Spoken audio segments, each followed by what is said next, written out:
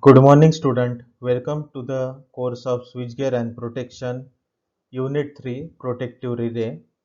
We will see today the subtopic microprocessor based relay and the static relay. Teach by Mr. Sachin Radekar, HOD Electrical Engineering. Course outcome: test the performance of different protective relay. Learning outcome: understand the fundamental of static and microprocessor based relay in the power system. Reflection spot: why microprocessor relay needed in power system? First, we will see the static relay definition. The relay which does not contain any moving part is known as static relay.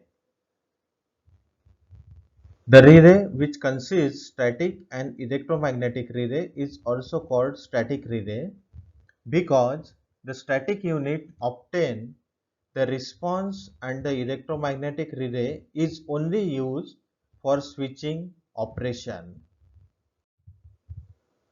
The component of the static relay is shown in the figure below. Static means no moving part. This is the secondaries of CTs or PT or transducer. Here relaying quantity are extracted with the help of CT and PT. Then it is given to the rectifier unit where AC quantity is converted into the DC quantity. Then it is given to the relay measuring unit.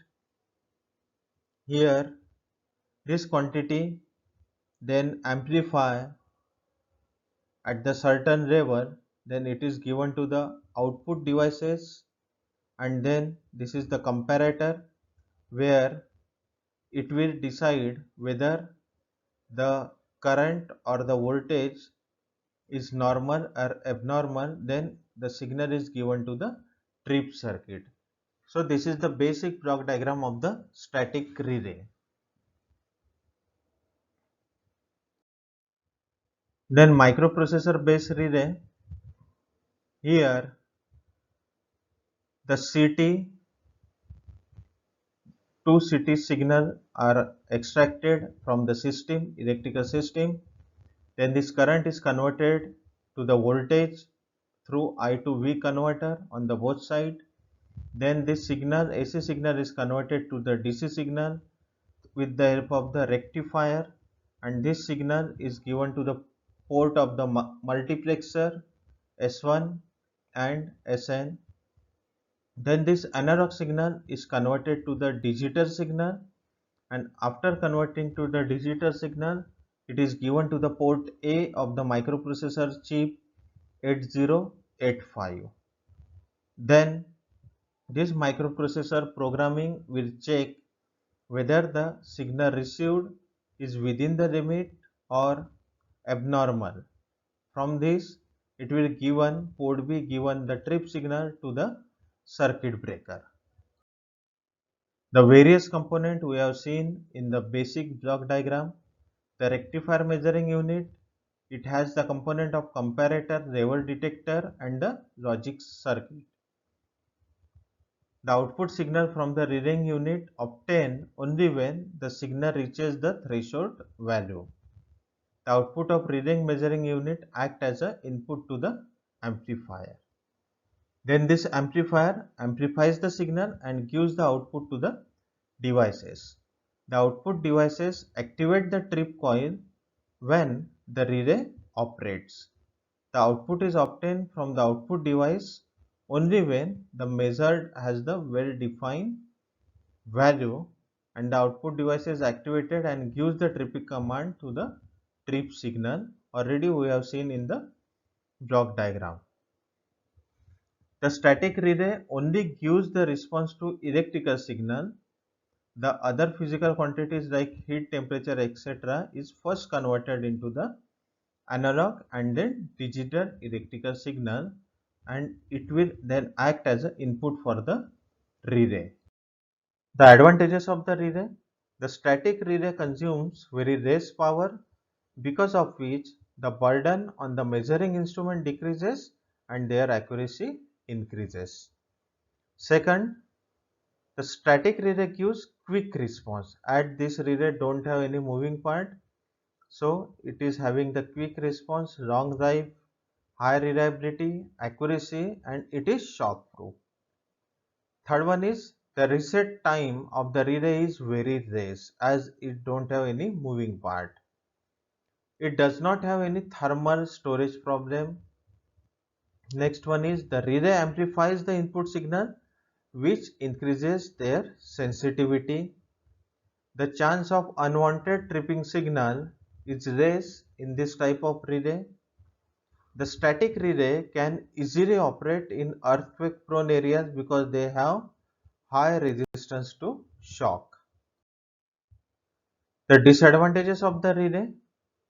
First disadvantage is the component used by the static relay are very sensitive to the electrostatic discharge. Second, the relay is easily affected by the high voltage surge. Due to lightning surge or switching surge, the relay may get affected if it is not protected by some protective equipment.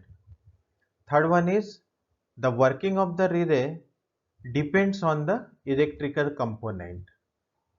As this is a static relay, the signal extracted from the CT or PT or other sensing devices, if they not give the proper signal, so this relay will not work.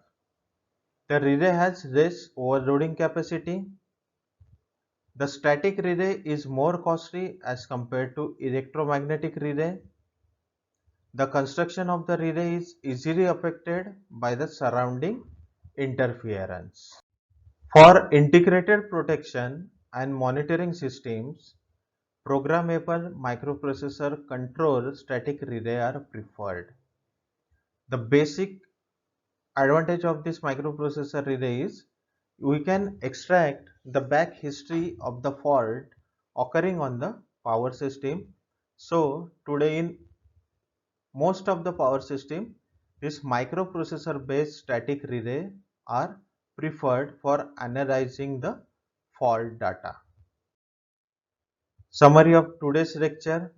We learn the static and microprocessor based relay, basic construction using the block diagram, then operation of the static and microprocessor based relay, various types of relay, and basic application of static and microprocessor based relay. Program outcome.